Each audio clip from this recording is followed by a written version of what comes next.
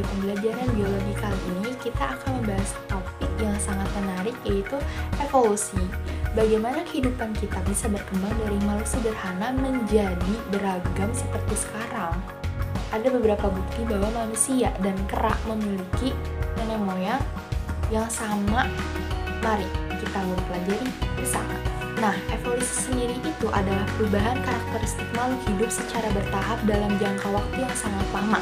Konsep ini itu menjelaskan bagaimana spesies baru muncul dan bagaimana makhluk hidup beradaptasi dengan lingkungan. Menurut Charles Darwin, evolusi terjadi melalui seleksi alam di mana individu itu yang lebih cocok dengan lingkungannya akan bertahan dan mewariskan sifat-sifatnya kepada keturunannya. Ada banyak bukti-bukti yang mendukung teori evolusi, di antaranya yaitu yang pertama ada fosil.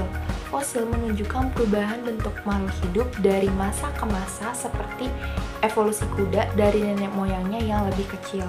Dan yang kedua ada homologi organ. Organ tubuh yang memiliki struktur sama tetapi fungsinya berbeda, seperti tangan manusia dan sirip paus, menunjukkan hubungan evolusi.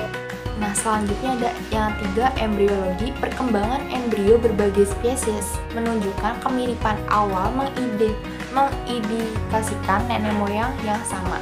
Dan yang keempat ada biokimia. Kesamaan DNA dan protein yang antar spesies membuktikan bahwa semua makhluk yang berasal dari leluhur yang sama. Nah, selanjutnya evolusi itu terjadi melalui beberapa mekanisme utama. Yang pertama ada seleksi alam. Individu yang memiliki sifat yang menguntungkan akan bertahan hidup dan berkembang biak, seperti burung finch Darwin yang memiliki bentuk paruh berbeda sesuai dengan makanan yang tersedia. Dan yang kedua ada mutasi, perubahan genetik secara acak yang bisa menghasilkan variasi baru dalam populasi. Selanjutnya ada rekombinasi gen. Perpaduan gen saat reproduksi menghasilkan keragaman sifat pada keturunan. Populasi geografis. Jika suatu populasi terpisah oleh hambatan geografis seperti gunung atau laut, mereka bisa berkembang menjadi spesies baru. Nah, kita bisa melihat evolusi terjadi di sekitar kita. Misalnya, ngengat biston betularia.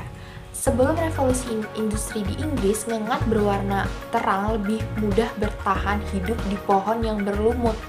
Namun, setelah pepohonan menghitam akibat polusi, ngengat berwarna gelap lebih banyak bertahan dan berkembang biak.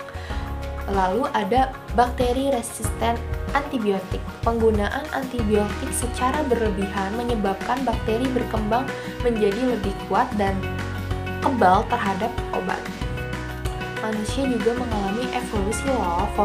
Fosil menunjukkan bahwa nenek moyang manusia berevolusi dari primata purba. Beberapa tahap panevolusi manusia diantara lain yaitu Australopithecus. Makhluk ini tuh sudah berjalan tegak tetapi otaknya masih kecil. Dan yang kedua ada Homo habilis, mulai menggunakan alat sederhana untuk bertahan hidup. Dan selanjutnya ada Homo erectus, memiliki postur lebih tegap dan mulai menggunakan api. Dan yang terakhir ada Homo sapiens. Homo sapiens ini spesies kita yang memiliki kemampuan berpikir dan berkomunikasi lebih kompleks. Evolusi ini tuh membuktikan bahwa manusia telah mengalami perubahan besar selama jutaan tahun. Jadi, evolusi adalah proses luar biasa yang telah membentuk kehidupan di bumi. Semua makhluk hidup, termasuk kita, adalah hasil dari proses panjang yang berlangsung selama miliaran tahun. Bagaimana menurut kalian? Baik, sekian dari saya. Assalamualaikum warahmatullahi wabarakatuh.